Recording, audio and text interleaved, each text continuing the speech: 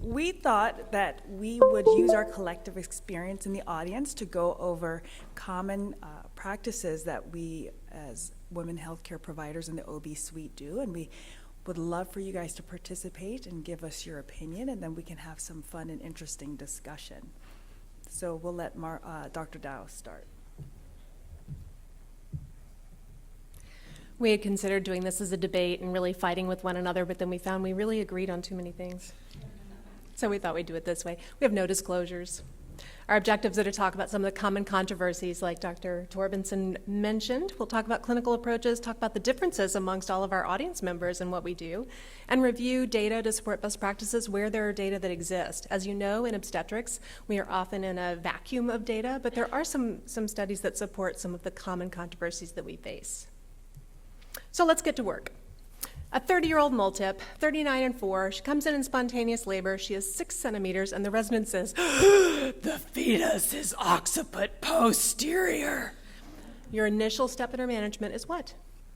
I love it. So smiling and reviewing the chart seems to be the most common. Attempting a manual rotation at 6 centimeters, wow, it's brave. It's just so hard to get in there at 6 centimeters, especially if the fetus is still a little bit high. I'm really glad nobody wants to sneak forceps into the 6 centimeter cervix.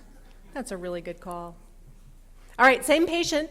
She's now complete. She's +1 station, and she's still occiput posterior. Now what are you going to do? She's just entering second stage.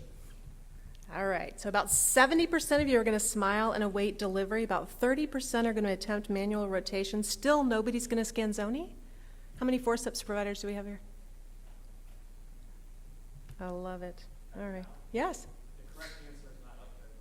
What's the correct answer? Call your anesthesiologist. Make sure she's got an Dr. Swigum is an anesthesiologist, in case you didn't know that yet. All right, so let's talk about occiput posterior. This has become such a prevalent issue in the literature and in our discussions, at least in our unit on labor and delivery.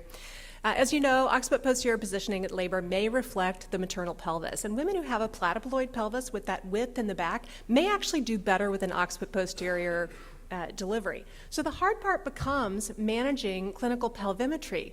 We don't teach that very well anymore, and we don't talk about it very much anymore. So we have to be really careful in evaluating the pelvis to decide whether or not a fetus may be really in the best position possible for that particular patient. Remember, too, that 5% of fetuses in the active second stage are still going to be occiput posterior, but a whole lot more are going to be occiput posterior earlier in delivery. Because remember, cardinal movements involve rotation.